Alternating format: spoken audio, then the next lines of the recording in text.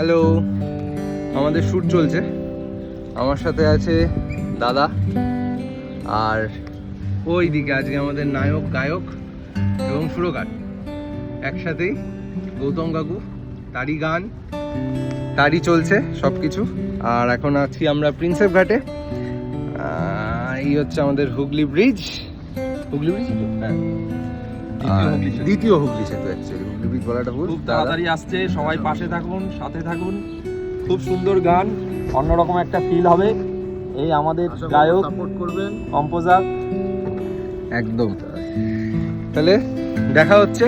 খুব গরম, হেভি রোদ, তবে আমাদের প্রথমবারের অভিজ্ঞতা আরও কঠিন ছিল। ধরে রাখুন, যেটা আপনারা দেখেছেন অলরেডি, শুনেছেন, আরও শুনুন রাঘব চট্টোপাধ্যায়ের গাওয়া।